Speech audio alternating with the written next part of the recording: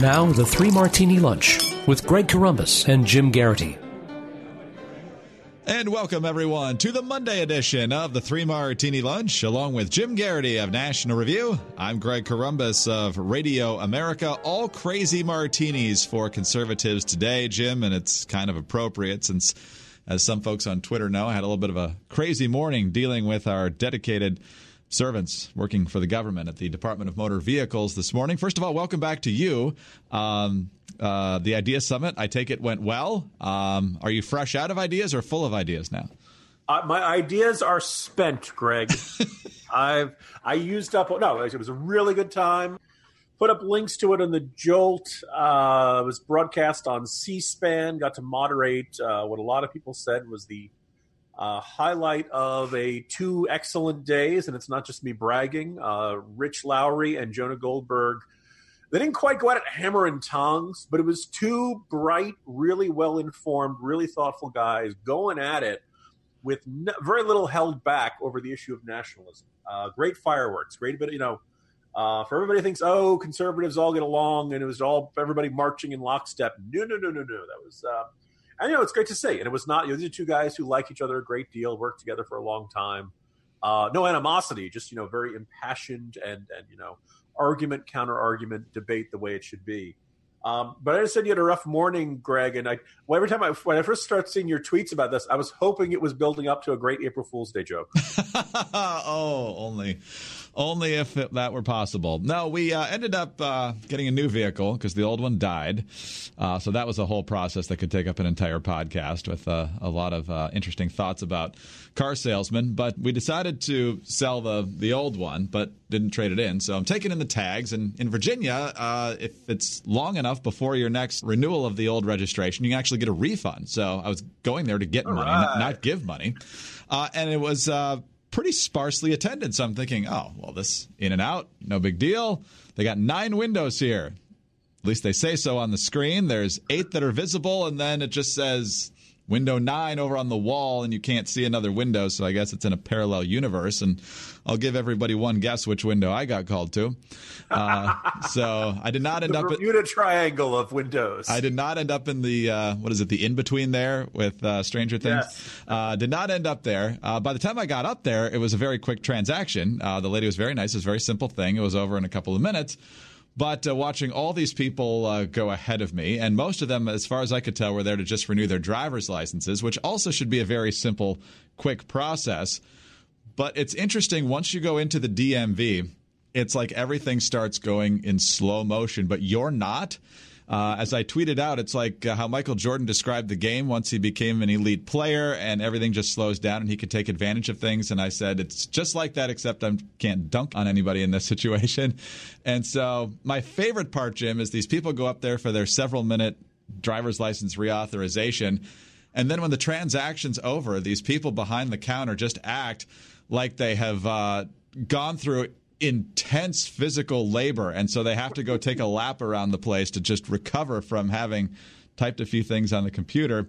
And so then they come back and they call up the next person. And so what should have taken a few minutes took quite a bit longer than that. I have to say the young lady that I dealt with was very quick, very professional, and once I finally got up there, I was out the door. But you don't want people in that type of mentality running your health care, your VA, or anything like that. Greg, people are going to listen to this and think, oh, they must be touting some sort of new sponsor called, At Home DMV or something like that. Well, that would have made a good April Fool's Day joke. I also noticed, Greg, that it's like you've developed the world's most useless superpower. You move super fast, but only at the Department of Motor Vehicles. Because nobody ever tries to rob. I should realize, theoretically they handle money, but no one has ever tried to rob a Department of Motor Vehicles, have they? No, but they did have a security agent, and I felt sorry for that guy. That's got to be the most tedious job on the planet. But he was there, he was armed, and everybody behaved themselves, probably because most of them were asleep. I was going to say, could you imagine, this is a stick-up. Give me all the money behind the glass. 1 second, sir. I need authorization from my manager before I withdraw that money for you. That's why they don't do it. They'd never be able to get away. Cops are waiting outside. Come on, man. I've been waiting outside here for 20 minutes since we first got the call. But let's go to our all crazy martinis now, Jim. And it's not like you and I have been pointing out the fact that Joe Biden's a little bit handsy with the ladies on dozens of occasions over the past few years.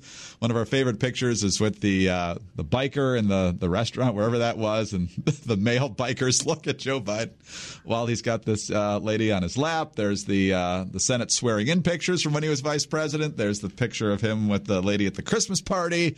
There's the one with Ash Carter's wife, although she now says that that's being badly misconstrued what was actually happening there. But now Joe Biden is actually being accused of inappropriate activity.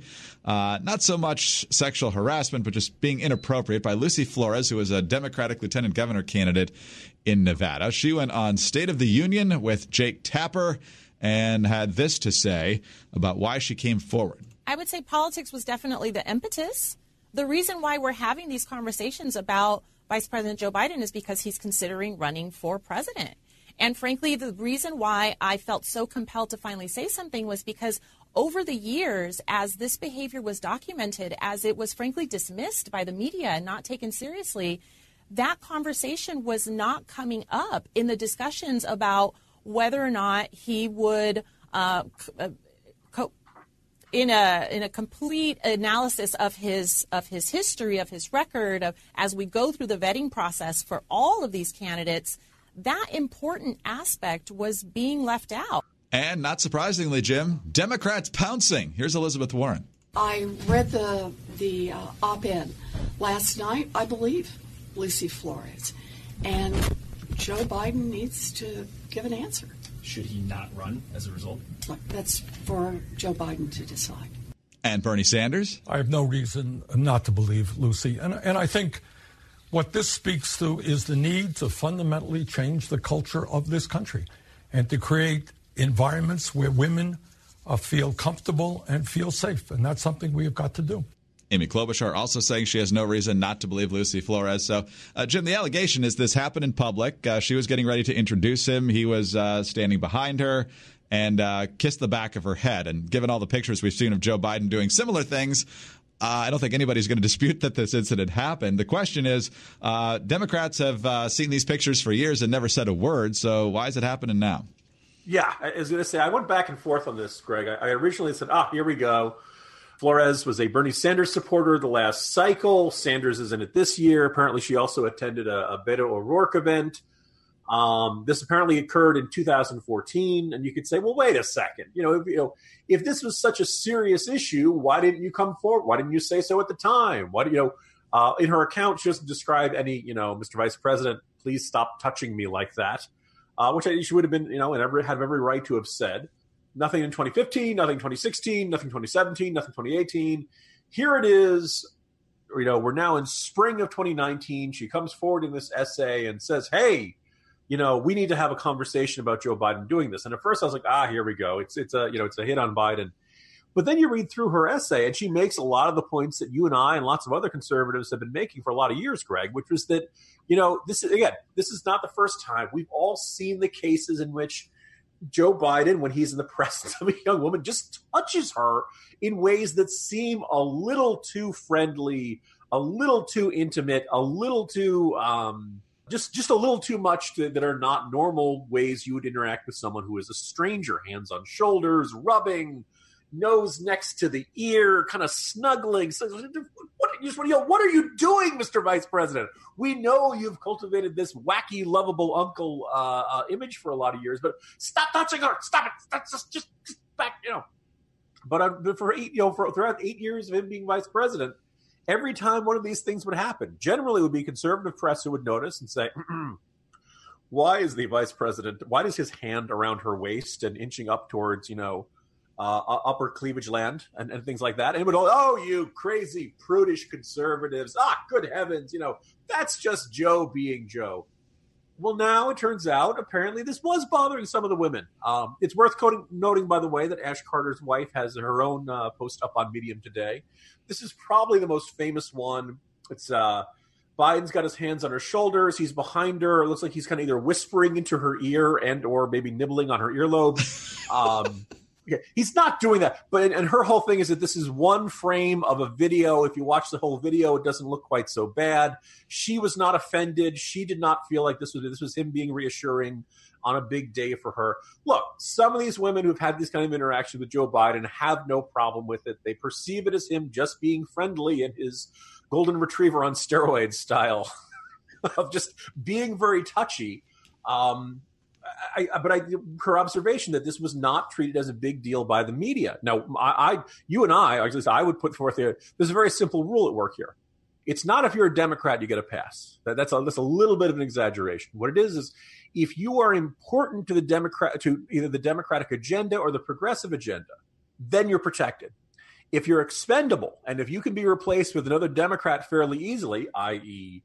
Al Franken, Eliot Spitzer, even Anthony Weiner. I mean, the Republicans won his House seat for like 2 months or something like that. Very quickly, it's a heavily Democratic district that replaced him with another Democrat. In that case, the consequences are fine.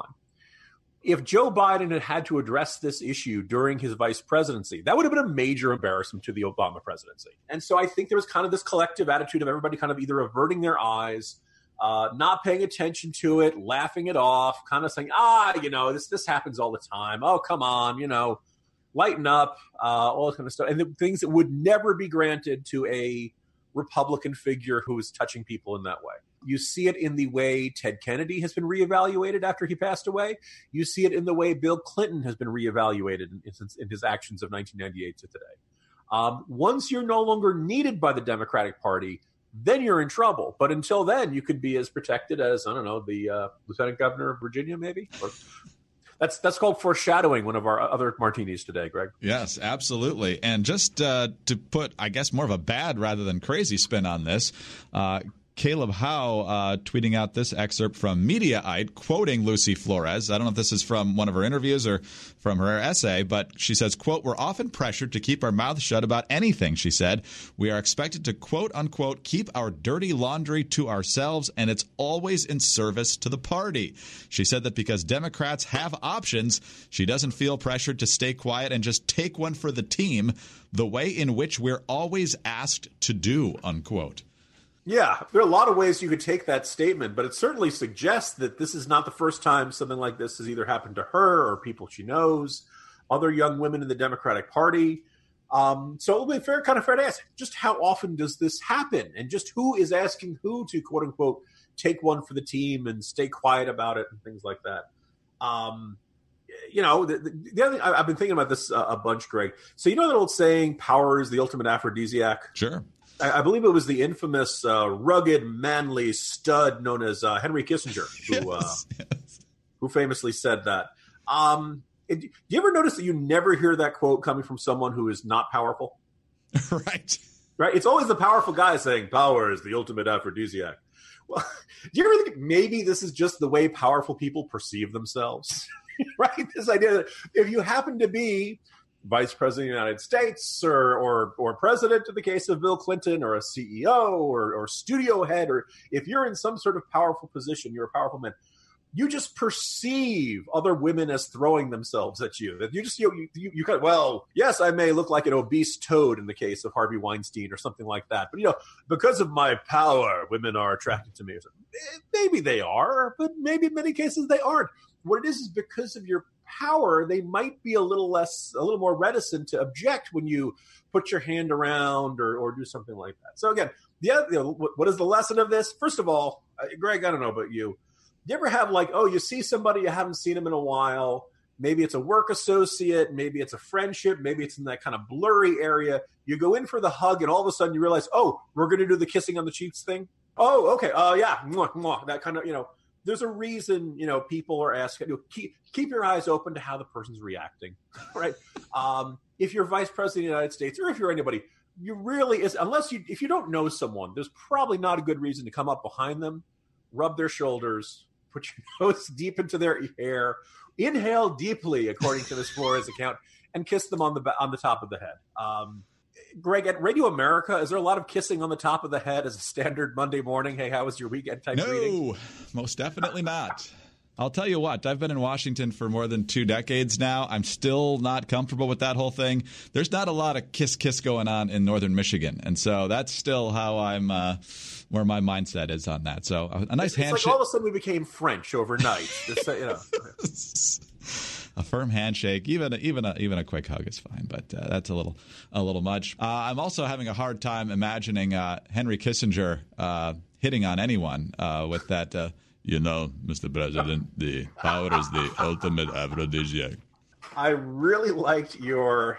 Who were you impersonating last week? It was like really good. That was Ted Koppel, I believe.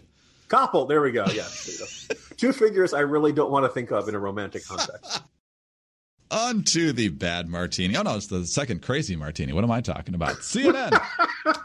House Judiciary Chairman Jerry Nadler will authorize a subpoena this week to obtain the full unredacted report from Special Counsel Robert Mueller, teeing up a showdown between congressional Democrats and the Trump administration over the nearly 400-page report.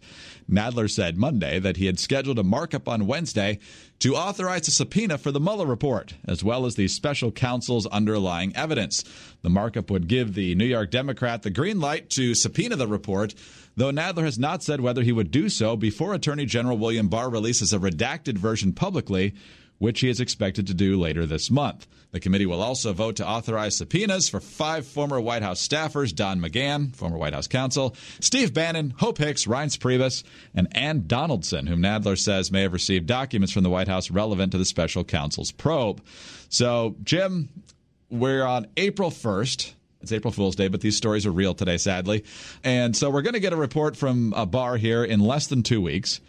And apparently we can't wait for that. And I'm guessing if he really, really wanted to see the redacted information, they could probably do so in closed session, although members of Congress are notorious for leaking that stuff. So is this just a major grandstanding operation, or is Nadler actually getting at something here? No, this is a championship grandstanding operation.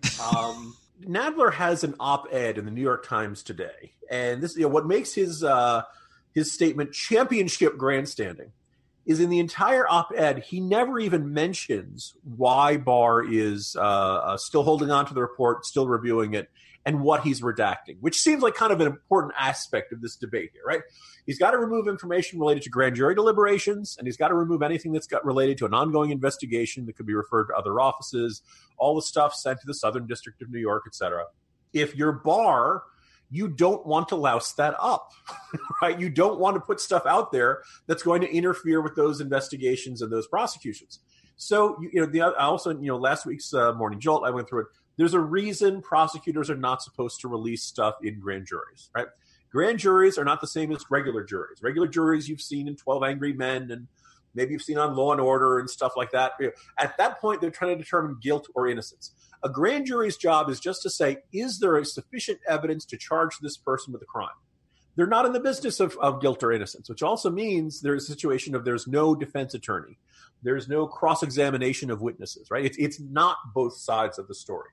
It is the prosecutor's side and then just whatever inherent skepticism the jury brings to the table.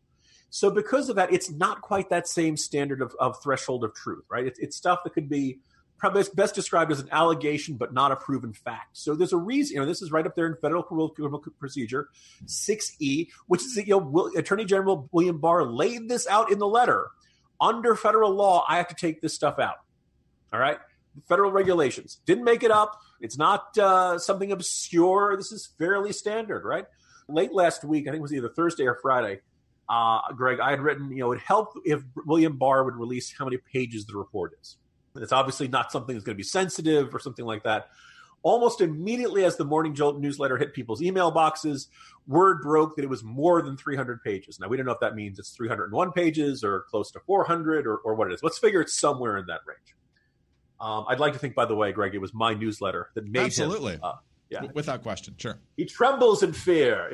But the just being there, okay, that's fairly sizable, right? And you probably have to go through with a fine-tooth comb. You don't want to make any errors in this. You don't want to louse up somebody's, the Southern District of New York's prosecution of somebody because you put out some information that wasn't supposed to get out there. Now, maybe you think the amount of time that Barr asked for was released probably a week and a half ago, and now you've got 2 more weeks. He said around mid-April he's supposed to have it. 3 weeks for 300 pages, that seems good to me. Maybe you feel like he could do it faster. Maybe you feel like it's a rush. It's not like this is coming out of the blue, right? And so when you say, so release the whole thing right now, the guys who claim to be standing for the rule of law are demanding that the law be violated. It's kind of, it would be absurd, except I kind of feel like I'm angry at the New York Times for not saying Barr is not releasing it yet because he's going through attempting to redact grand jury information, which is required by federal law, which strikes me as the sort of thing that, readers deserve to know, but Nadler did not seem to find was useful because they want to advance this cover-up narrative. And so they're taking a perfectly normal, standard, legally required review and redaction process and attempting to make it sound like it's some sort of, sinister cover-up. Let's go back to our third crazy martini now and back to politicians behaving very badly. And this is far more serious than what Joe Biden is accused of. As our listeners who have been with us for at least the past couple of months know, Virginia's got some issues right now with statewide elected officials.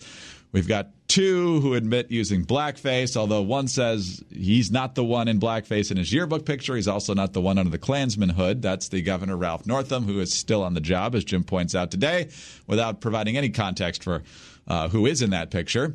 And Justin Fairfax is the one who's accused now by two women of sexual assault. One of them is Professor Vanessa Tyson, who says that Fairfax forced himself on her at the 2004 Democratic National Convention. She is now speaking out publicly on camera with Gayle King of CBS this morning. Here's an excerpt from their conversation.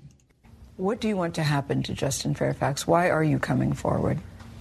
I'd want him to resign. I think the Virginia people, the voters of Virginia, have a right to know, both my story and Meredith's story. He said this is an orchestrated smear campaign against him. Yes. By you and Meredith Watson. I've never met Meredith Watson. I don't know what she looks like. I've never spoken with her. Both of them admit that it took them a very long time to come forward. They also talked about why it was so difficult to come forward and so forth. So how does this story change now that these ladies have made their cases public? Okay, actually, ironically, I was just inquiring of all my Virginia Republican sources, saying, hey, gentlemen, what are we going to do with this new information? I want to salute both women for not just going away. I salute CBS News for recognizing that this is still a major story. It is April 1st. This is now 2 months since the Ralph Northam yearbook photo arose. And as I pointed out, so 2 months have gone by. At the time, he said that, first he initially said it was himself in the photo. And they said, no, I just remembered it wasn't me. He has not given any explanation about who was in the photo. He has not given any explanation of how that photo ended up on his page.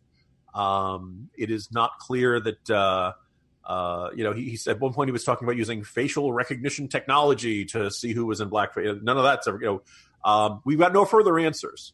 However, when it really looked bad for him, all of a sudden these allegations against Fairfax leaked. All of a sudden, these things that had been floating around for a while and known for some people in Democratic circles for quite some time. Then all of a sudden the Fairfax stuff came out. So obviously there's a certain suspicions may be raised by the timing of the release of Justin Fairfax. But we end up, first we get the allegation, then we get names. Now these women are going on the record. I think, we live with embarrassing state government right now, Greg, for a bunch of reasons. But one of them is that we're 2 months in, or now close to 2 months in, for the Fairfax allegations. We don't even know how or this sort of accusations be adjudicated. I think at least one of the allegations I don't believe were outside the statute of limitations. So theoretically, some law enforcement agency could begin an investigation. Although in both cases, it's worth noting that Fairfax claims that there was a consensual sexual act that occurred. So I'm not quite sure, it's not like there'd be physical evidence. It's kind of tough to figure out, how would you sort through all that and determine that? He says he's passed a lie detector test. You can put a lot of stock in that. You can put minimal stock in that. But we don't even, there's been no hearings. Occasionally there's talk about the state legislature holding hearings on this sort of thing. At the time these allegations came forward, a lot of Virginia Democrats said, you know what, he should step down. We can't, the public can no longer have faith in him. And then it became very clear that Justin Fairfax was not going to resign. And it's just as in the case with Ralph Northam, most Virginia Democrats said, well, okay then. And late last week, Ralph Northam is out talking about the importance of cracking down on people who are texting and driving. I'm sorry, if you've been caught with blackface, I don't want to hear from you lecturing anybody else on anything. Okay, I'm sorry. Just go away, Governor. I'm annoyed with you. I don't believe your denials. I think your initial statement was an admission of guilt. And then when it didn't play the way you expected it did, you backtracked and then made up this crazy story that somebody else may have put it in there. It's an interesting contrast to all of a sudden Joe Biden's past actions suddenly coming under extreme scrutiny after being a non-story for the better part of 10 years. Nobody in Virginia knows how to deal with this because you can't get rid of Northam without promoting Fairfax. You can't get rid of Fairfax without putting in a situation where you're removing the one African-American one. And you can't get rid of Fairfax you can't get rid of Northam and Fairfax and Herring without having a Republican become the governor. And as Virginia Democrats have made clear, no matter what any of these three men have done, that's the absolute worst case scenario. And that's what's truly unforgivable in their book. Jim? Quite a day, April Fool's Day. We did a show on April Fools with fake stories one time. But last week we had Michael Avenatti shaking down Nike and the Jussie Smollett situation. I'm pretty sure we can't outdo reality anymore. Yeah, I used to really enjoy April Fool's Day. I did a couple of years ago, I did one in which Morning Joe of MSNBC had bought the Morning Jolt, and every article concluded with how Joe Scarborough was the greatest leader in American history. There's room for fun with this, but so I thought about this morning writing something that said, Beto O'Rourke injured when he falls off diner counter. AOC gets wrong change in cash purchase, doesn't notice because she doesn't understand economics. You could do kind of stuff, but really, the world is so bizarre, Greg. I think April Fool's Day starts to feel superfluous. That's right. It's become every day in some ways. Jim, good to have you back. See you tomorrow. See you tomorrow, Greg. Jim Geraghty of National Review. I'm Greg Corombos of Radio America. Thanks for being with us today. And be sure to tune in again on Tuesday for the next 3 Martini Lunch.